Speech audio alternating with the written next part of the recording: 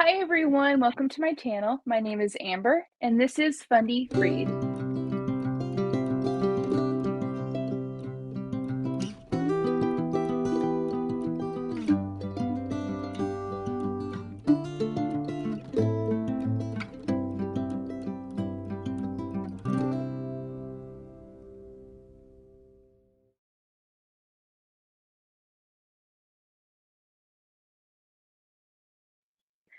Tonight I have two very special guests, Karl and Laura Forehand. They are the co-authors of Out into the Desert, a book about deconstruction, and I have thoroughly enjoyed getting to read it. And it is on Amazon Prime, or not Amazon Prime, it is on Amazon on Kindle. You can purchase it there. Karl and Laura, thank you so much for being here tonight. Thanks for having us. We're excited to get a chance to talk to you. Yeah, it's our pleasure. Thanks. Yeah, so tell me, so what made you guys decide to write the book? I know you talk about it a little bit in the book. So what made you guys decide to really put this into paper, like pen and paper, what you talked about? Yeah, so I wasn't really gung-ho about it to begin with. This was kind of Karl's brainchild, and he had been encouraging me to come alongside and like write with him. And he was very patient because I wasn't really wanting to do it at first. There was a lot of hurt and trauma from us years in ministry. But what I found is when I finally decided to sit down and write and let my voice be heard, it was actually very healing. So for me, it was a very healing process. And really a process that I'm still healing because, things can still come up and still, trigger me, especially when conversation is around the evangelical church. So Yeah, that was my reason. What was your reason? Yeah, I just realized I have a lot of hair on my shirt from He shaved. shaving earlier. He I shaved did. just for Yeah. you. Oh, I Got feel so cleaned up. special. I got cleaned up, but it's still on my shirt. So, after we started, I started deconstructing, and then I realized I couldn't try to pastor a church and deconstruct at the same time. It's kind of hard. And I said, I can't do this anymore. So we really just kind of jumped into a big church to kind of hide out for a little while. And then, it ended up we're getting in fights on the way there and back, and it's an hour to drive there. So we tried to go to a little small Methodist church here. It just didn't work. So we hid out, at this. Then we said, I don't know if we're making the right move or not. It feels weird on the first day. We're sitting on the porch on Sunday and it doesn't feel right, but we're also feeling drawn to do this. So it wasn't long after that we started through the book or started trying to write the book. I was away doing a different job, and it was also healing for me. But I wanted to know, what are the key elements? What are the things that mattered to me, and why did I leave, and what am I deconstructing, and all those kind of things. And just to have an honest evaluation of the church. We wrote 10 chapters up front about, would Jesus go to church?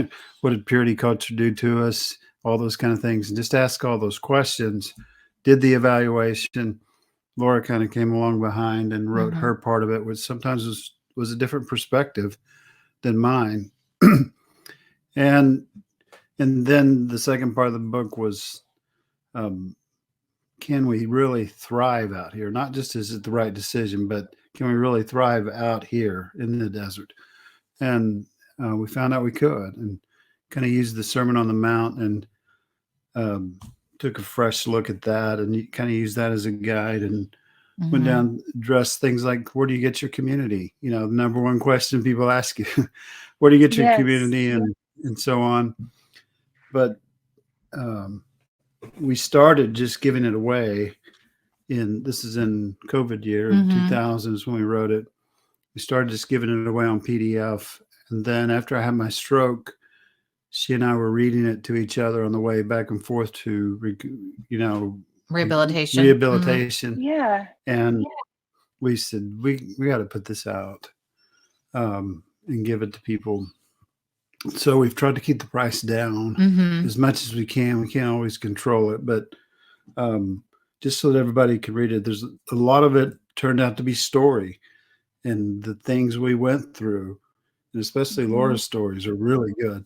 So I think people like you said, will relate to it. It's not to tell you to go to church or don't go to church. It's just for you to help you do the evaluation and think through all those things. Yeah, and we are going to have very different. I'm so sorry. Go ahead. Sorry. I was going to say, we do have very different perspectives in the book because he was a pastor, right? And I know I was a pastor's wife, but I didn't, like, I always told people I'm not going to be the typical pastor's wife. I don't play the organ. I'm not going to like do all the, typical pastor's wife duties or whatever they say.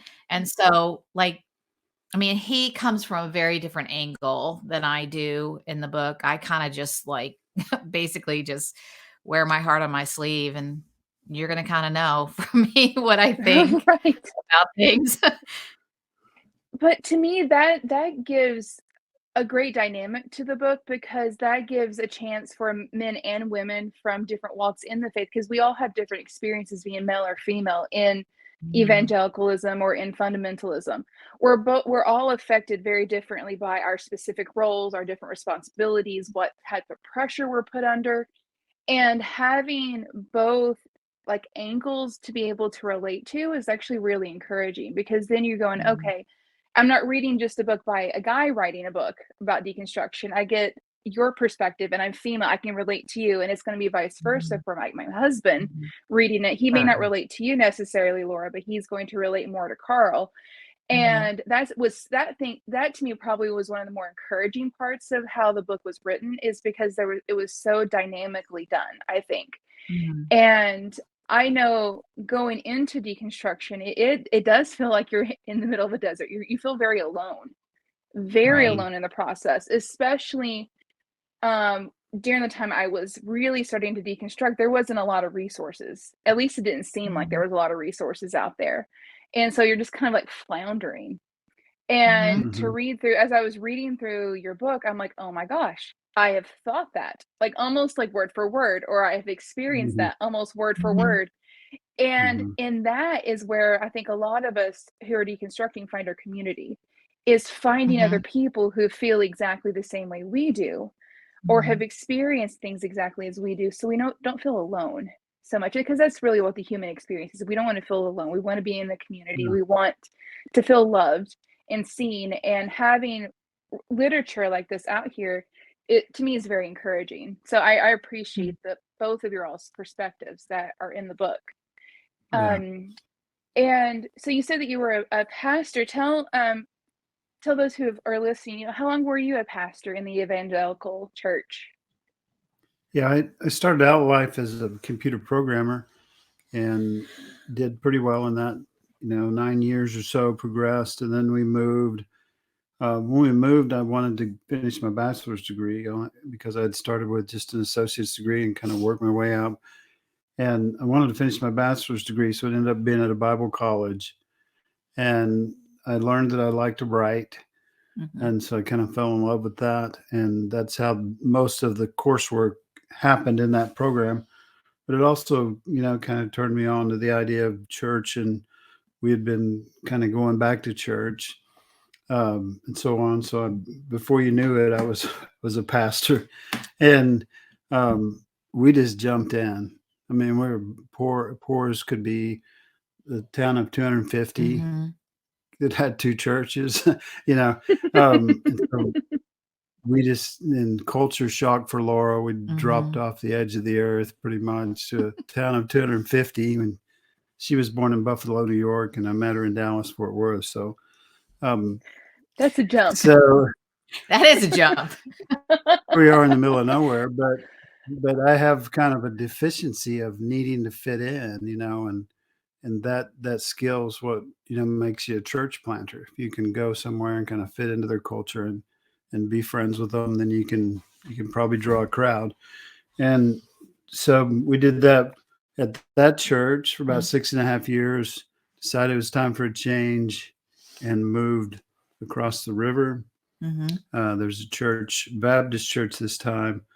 We were there 6 or 7 years ago. It flooded out twice. And so a lot of reasons like that, we thought, man, we might just quit this. So we went to a big church for a little while, just like at the end. But then eventually a guy talked us into replanting another church in Nebraska City, Nebraska. And we did that. It was pretty successful also. I mean, we helped drug addicts and things like that. And but eventually those questions just started coming up. And so this is after about 19 or 20 years of ministry that we just kind of stepped away from it. And then eventually, like I mentioned, stayed at church for a little while, but eventually stopped organized religion altogether. Yeah. And we didn't know whether it was going to be permanent or not, but it seems pretty permanent now. I can't imagine going back. Was there a particular thing that kind of started the deconstruction for you guys, or was it just kind of like a buildup over time, making you go, okay, let me question this? So for me, it was just the very distinct line I thought there was between the outside world and the church world. That boundary, that line was just so blurry to me. So my experience, and I talk about it in the book, is just whichever of the three churches we went to, things always started out great. It was like you're on your honeymoon, right? They call it the honeymoon phase. But slowly but surely, especially the women in the church became very,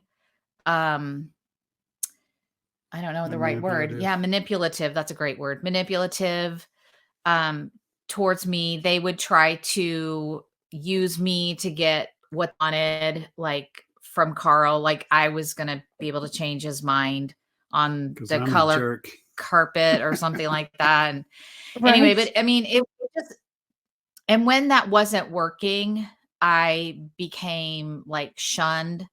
They just ignored me. They kept me out of things on purpose. Like they just wouldn't tell me about things that were going on, like Vacation Bible School.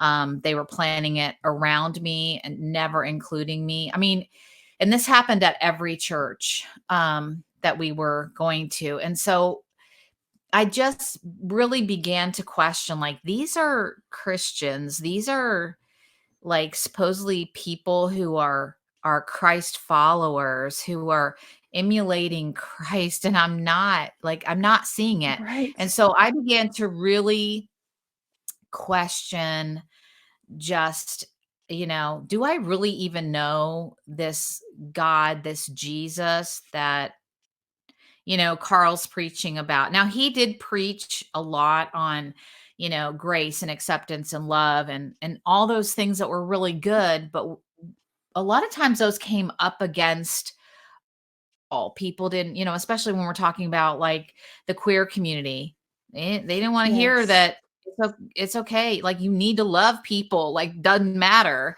They didn't want to hear that. And so, but it just seemed like, just things that shouldn't be that big of a deal became explosive in our church. And they typically revolved around me, at least at two of the churches. And so I could never like reconcile those things in my head. And I really still can't even today.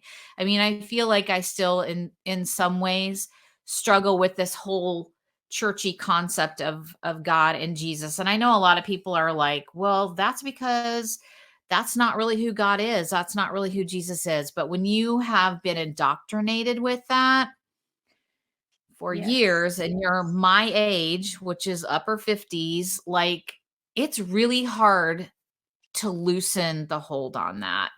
And so I always tell people that I emotionally left the church. I disassociated. I emotionally left the church way before we ever physically left the church. I literally like just went through the motions because he was the pastor. I was the pastor's wife. I had to put on, I had to show up on Sunday, but emotionally I was detached. And that was really lonely. That was really lonely. And we talk about how deconstruction is very lonely and isolating, and it is. And so from going from a very lonely, isolated existence inside the church, jumping into deconstruction, I don't want people to think like that was an easy jump, because it was just changing one isolation for another. So that's kind of a long-winded, answer, but really I just could not reconcile. I couldn't reconcile who they were saying this Christ was, this God, and their actions, because they were so damaging and hurtful. Yeah. And go ahead, Karl. And I have a couple questions after you guys finish telling your story. Go ahead, Karl. Go ahead. One of the things they taught me in seminary was kind of a systematic way to study the Bible.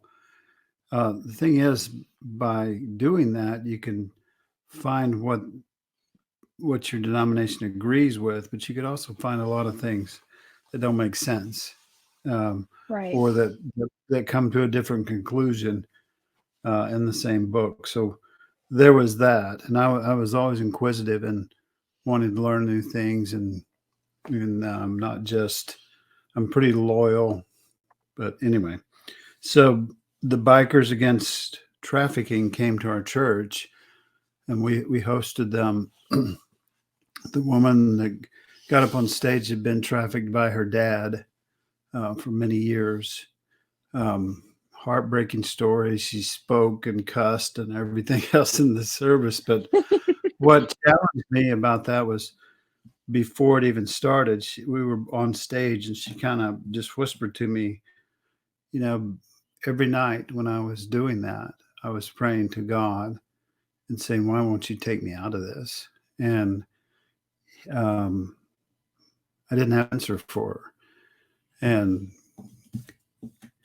that was kind of the turning point, when it says, if I don't know the answer to that, then I need to ask more questions. And surely God can handle my questions. Surely, if the Bible's worth looking at, it should also withstand scrutiny, especially, a methodical, scientific approach to it. But then later on, I decided to kind of wrestle on stage with the idea of would I make the cake for the gay person, for the gay wedding? I don't know if you remember that discussion. I do. But I kind of had that out loud on stage. And at the end of the thing, I said, well, I think I'd bake the cake. And a guy's head just about popped off of his shoulders. He was red-faced and had to talk to me right away. And then, they found out we were doing yoga and meditation. How dare we? Oh, gosh. How could you do that? Such a demonic thing. Yeah. Right. So it was the kind of thing where our church still wanted us there. They still liked us. But, those kind of things came up, and it was all of a sudden a major issue, like Laura was talking about. And I just said, I can't do this anymore, and we got to step away and give me some time to think of these things. And that it's just never stopped, just a continual questioning of, well, we've always said that, but why, what makes it true, and so on. So one thing I remember too is like that woman that you were talking about. I mean, looking back now and doing, all the work that I've done around trauma, she was so traumatized. And I just remember the people that were around her, not Karl, but the other bikers that were around her were literally just, having her bypass that, like almost like you could see them just kind of encouraging her to just stuff that down. Let's just get through this. And I'm just like, that's really huge. What she really needed was like, but that has been a trend that we've seen, and we really didn't see it until we came out of the church, that so much of even what we did was just, bypass. Well, God will take care of it. Well, there must be a reason, all the bypassing language. And that is so, that really just exacerbates that trauma. That just makes it so much worse. And the other thing I was going to say to your story, Karl, we did have some wonderful people that wanted us there, but let me tell you, the people that don't want you there are incredibly loud, and they make themselves very, very big. Mm-hmm. And so that, unfortunately, is what I remember most. And I wish that wasn't the case, because I do feel like Karl probably has a more realistic perception of our 20 years in ministry. Mm-hmm. I internalized it. My body stored it as trauma. Mm-hmm. Yeah, I can relate to that, because all of my trauma is internalized. Now I have a lot of chronic issues. I get chronic shingles. I have fibromyalgia. Yep. I have like all these things that are going on with my body. And I'm like, it's because I did the same thing though. I internalized all of that. And I almost wonder if we're, as females, are more apt to do that because we're taught to keep sweet. We're taught to keep our meek and quiet spirit. We're taught to turn the other cheek nicely. We're supposed to keep this veneer out on the outward appearance that everything is good, especially as a pastor's wife. Even if you're not a conventional pastor's wife, you're still in a fishbowl. It doesn't matter. Because I was a pastor's kid, not the same, situation as a pastor's wife, but you still get that fishbowl experience. And it's hard. It is very hard, because if you mess up even a little bit or lose your temper even just a little bit, it spreads like wildfire. Yep. And I had the same experience with women in the fundamental IFB churches that I've been in, like the same exact, like what you've been talking about. Like, it's very cliquish, very manipulative. There's usually like a matriarchal type of system. There's one that's like heading it up, and that has all the minions behind her. And sometimes I wonder if that is a result because of the patriarchal ideas and the purity culture ideas inside the churches, because women have so little control. They're so bitter and they're so angry that they use that to put that onto people that they see weaker or who they can take advantage of. They're trying to just, I'm not excusing the behavior, but it's just my observation of this is their claim to power. Okay, I can't preach, I can't speak against my husband, but I sure can talk about Betty over here and help ruin her reputation because she didn't bake me a pie last Saturday. And and it's and it really is typically over stupid things like that, like the color of a carpet, or the windows the wrong size, or the shades are different. Do you feel like that's a possibility, like in your experience, that it might be stemmed from from just the... Yes, for sure. For sure. I agree with you. Now, if you had asked me that 3-4 years ago, I would have said, no, they're just, I don't know if I can say a bad word on here, but no, they're just all terrible people. Yeah, they're just all bitches, that's their problem. Right. But I do think there is, I mean, as I said, we've done a lot of work, internal work and things like that. And again, I think having these conversations, through our book, through these podcasts, like what you're doing, having these conversations are the way we're going to maybe see a fresh perspective. Not, like you said, not say it's okay. It's not okay. Right. What's going on? I mean, that is never okay to, usurp your authority, or because you have the lack of power, I'm going to somehow take what power I can garner and destroy somebody, or mentally, hurt them, emotionally wound them. So it's not to excuse it, but it helps us to look at other perspectives and, check with ourselves. Does that make sense? And it really does make sense what you're saying. And I really do think that is where that stems from. I really do. Especially, I'm going to say, because we were in Southern Baptist churches. I think in the Southern Baptist church, women are seen and not heard. And so they have to kind of go in a roundabout way, in a very manipulative, secretive way. They use their power on people that they know they can. Yes. And it's so detrimental. Go ahead, Karl. Yeah. No, it's all right. I'm quiet, but I'm really, really hard-headed. So as a pastor, I would kind of put my foot in the ground just quietly and not give. And then that's when the alternate plans go into place and manipulation and things. And it's really so unnecessary, but maybe it's part of every organization that we go through all that, how much time we waste with all of that stuff. Even, for me, the time wasted is, why do we have a church service on Sunday morning? Because I'm discovering we can do things way better than that. And, right. But we wasted so much of the time really hurting each other for silly things and for power, fear, control, all those kind of things. Yeah. It's a shame. I know for like my husband and I, even getting married, because I came from a really strict independent fundamental Baptist world, like Duggar strict, like skirts and dresses and all the things. And my husband came from the same world, but he was a little bit more lax because he had the male role. So he didn't have as much craziness as I did. But whenever we got married, he told me, he's like, I don't want to have the typical, I'm over you. We're in a partnership. We're in an equal marriage. And that was a total foreign concept for me. I was like, what am I supposed to do without my headship kind of thing? And we actually battled and struggled for a long time over the fact that we did not have a conventional Christian supposed marriage. And we would be looked down upon by people in our own church that sometimes I worked, sometimes he worked.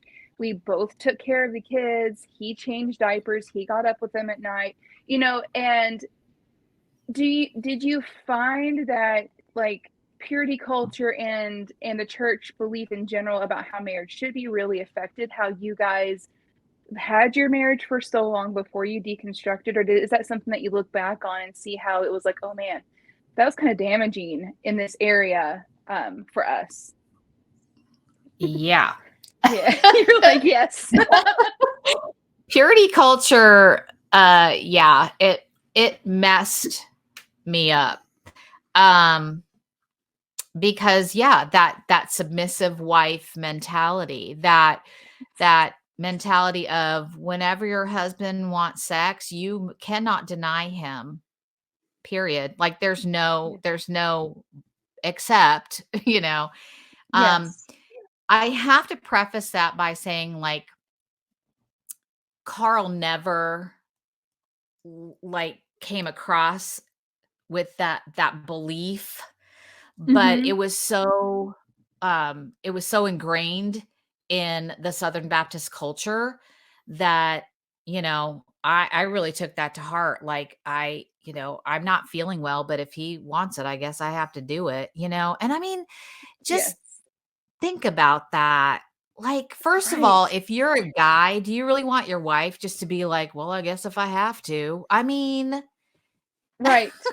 But that's honestly, that's what my husband said. To. He was like, he's like, I want you to enjoy yourself, right? Not just lay there like a dead fish. I'm like, well, right.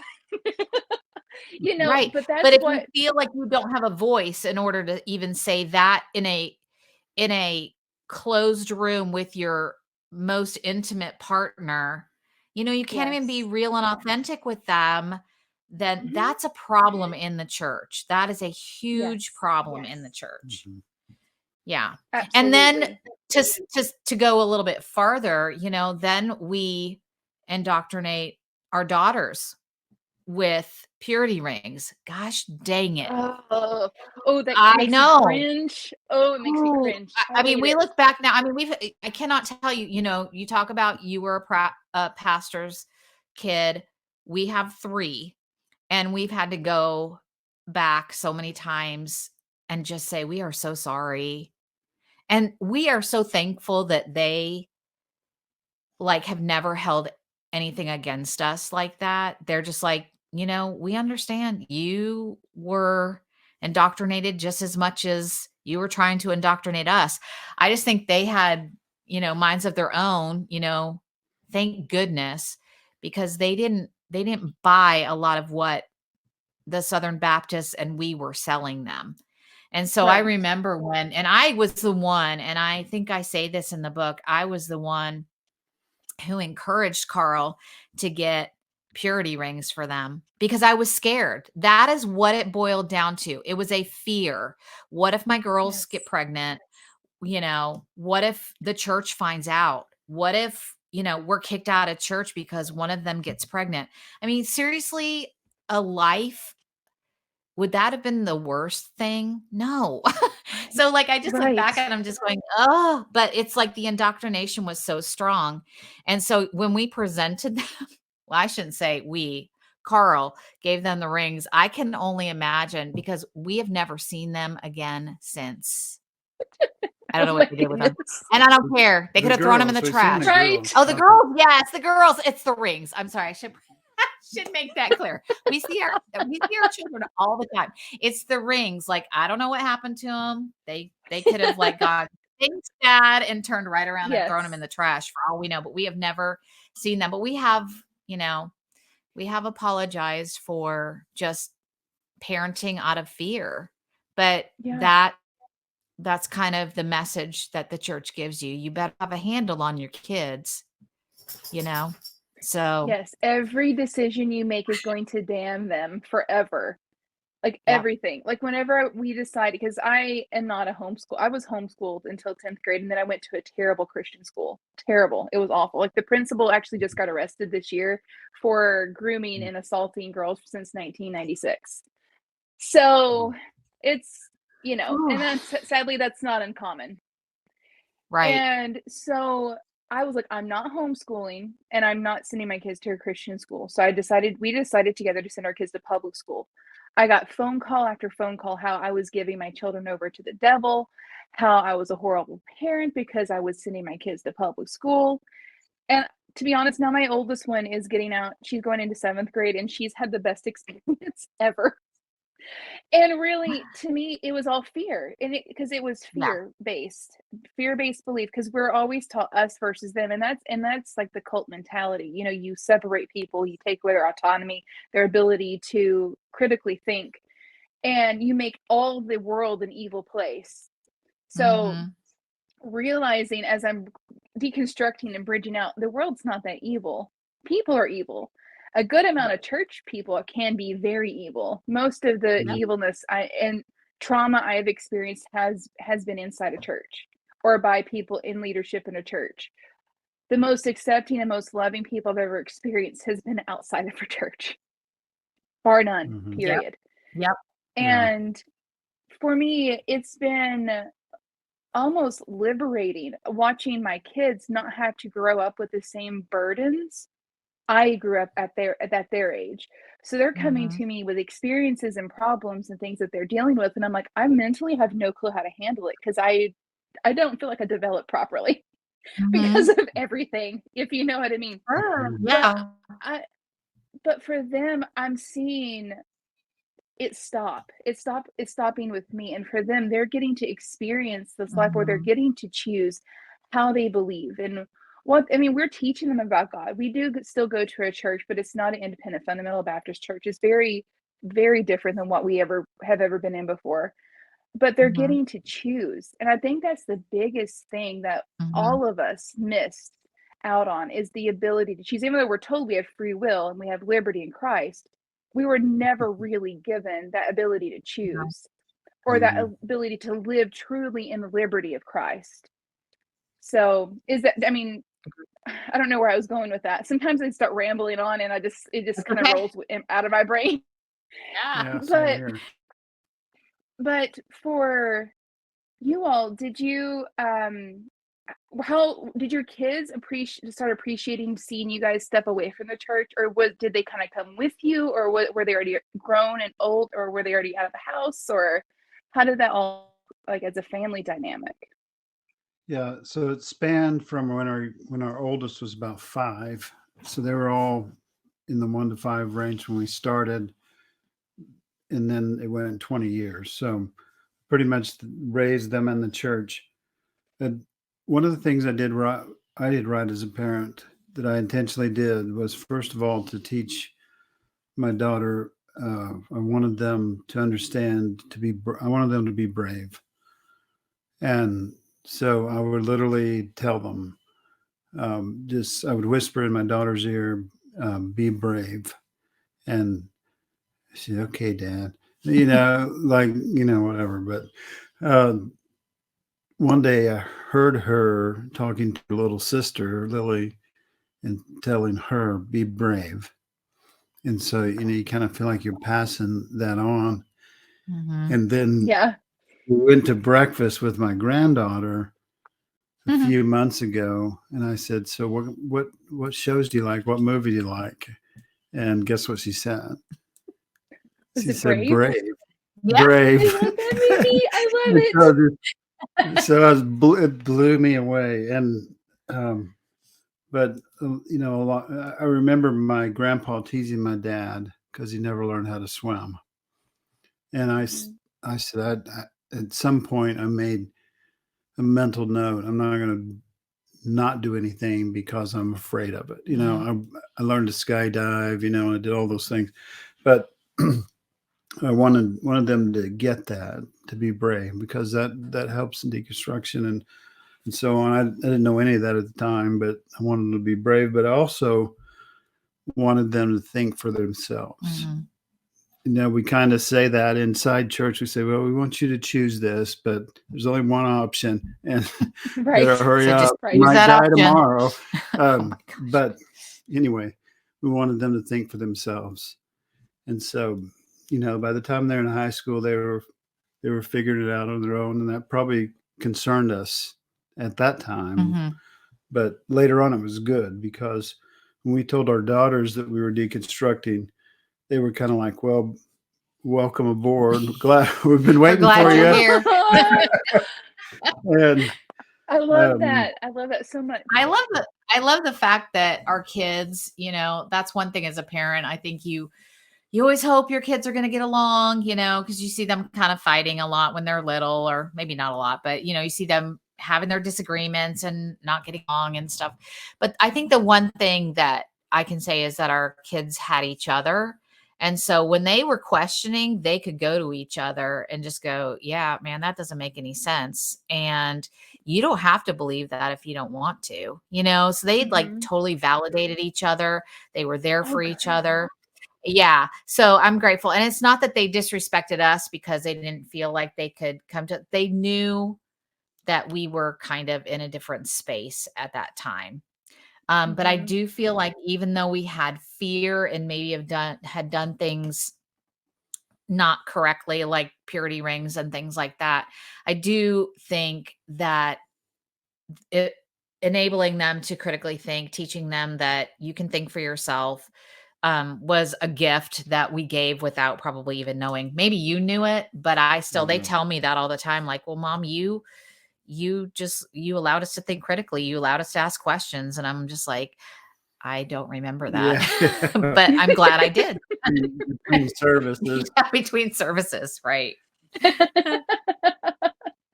Yeah. My kids now, they'll say something to me and they're like, Mom, we're just expressing our feelings. And I'm like, I forgot. I told you can do that. Because even as a kid, you weren't even allowed to express your emotions, at least in my family. My dad was the primary abuser, but my mom was very much caught up she was brainwashed into the culture and in the victim mentality. And she was a victim of the whole situation. And so my mom is now out. She divorced my dad and she's on her own deconstruction journey. So as a daughter of someone who is doing that, I'm so incredibly proud. I mean, we hit it at different stages, but now she's to the point that I'm like, I can talk to her about it. And she's like, I'm really sorry about all these things. And I'm like, there's nothing to be sorry for. You didn't know. You didn't have a voice. You didn't have a choice at all. But I think for me, it's been very beautiful is the only word that's coming to my mind. It's been beautiful to watch her journey unfold.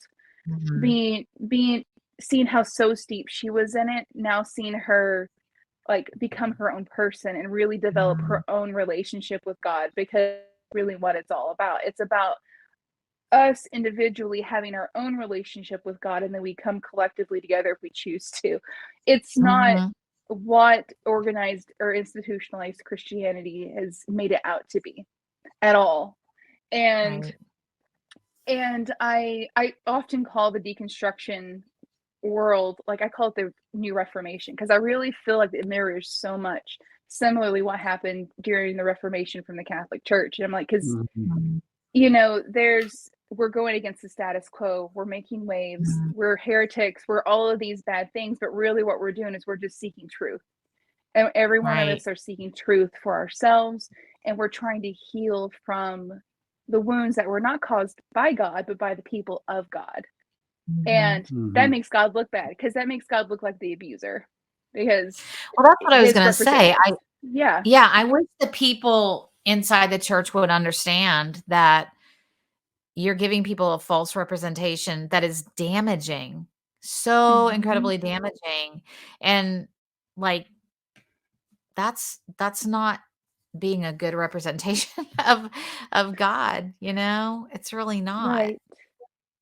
Yeah, and I don't, you know, we're not perfect. We're human. We're going to make mistakes. And I think us being told our whole lives that we have to stuff down emotions in this humanity that God created us is just not of God. It's always been a form of just control on the part of men. No offense, Karl. Right. But it's been but we screwed it up. It's all y'all's fault, okay? Let's just call it right here, right. You know what? If we go by the Bible, Adam was right next to Eve when she took that apple. So there you go. He should have stepped up right then and there. Yeah, be the head. It's true. Yeah, where's that headship then, right? Yeah. Oh the husband you gave me, God. So we're coming up onto the 45 minute marker. So is there do you guys have a lot more going on? Do you have more books out that we can look for? Or and I would love to be able to link your guys' stuff down in the description box below for people to find it. So I know you have the one that we've talked about. Do you guys have any more literature out? Yeah, so one thing I want to squeeze in real quick is just say, yeah, of course, the successful people we've seen out in the desert after 240 episodes of our show and lots of other people telling us their stories is the people that are succeeding are the people that say this. They say, I went inside where the kingdom of God is supposed to be, and I learned to trust myself. And those simple things, that simple direction, it's not going to get you around that you may have to heal. You may have to do some work. You may have to have some counseling. You know, it's going to be some work, but it's going to be worth it. And the way you get there is you go inside and you learn to start trusting yourself. So anyway, last year I wrote a novel, probably wrote it a year or so before then. And I loved it. So I wrote another one that's coming out in the spring, but Out in the Desert is our big thing right now. That book, we want as many people as we can to get that book. And then we're doing something in a follow up to it next fall. But we love that book. It depends on me. He keeps looking at me because I'm the slow writer in the family. I was just stopping talking. He's hinting. It's okay. I know he keeps looking at me like, the reason it's not out yet, like the reason I can't tell you an exact date is because Laura won't get on it. So I will. Just spit it out, Karl. Just spit it out. Yeah, so but you can tell them where to find us. Yeah. So we have a Facebook page called The Desert Sanctuary. We have a podcast called The Desert Sanctuary. You write a blog for Pathos. I don't know where to. Is it called The Desert Sanctuary? Yeah. It's also called The Desert Sanctuary. So that's basically where you can find us and a lot of Karl's writings. I really don't write as much every once in a while I feel inspired and might put something on the Desert Sanctuary Facebook page, but Karl's definitely the gifted writer in the family. So yeah. I write Awesome. more. Well, I will write more. I will make sure to put everything that you guys, I'll have you guys send that to me. I'll put it down in the description box below so everyone can find you. I have really, really enjoyed having you guys on. This has been a lot of fun. And if I'll have to finish your book because I love it. Once I get like 2 seconds to breathe. I know, And then right? I will I would love to see what you guys are coming out with in the fall once that gets going. And I'm not looking at you, Laura. I'm looking right at Karl. Okay. It's all up to him. No, this has been a joy. We are so thankful, and it feels really good to like have conversations where you can laugh and just connect with people. So thank you so much. Yeah. Thank you guys again. And thank you guys all for listening. If you have your own story or you want to send anything in to me, the information to do that is in the description box below. Until next time, my friends, everyone has a story. What is yours?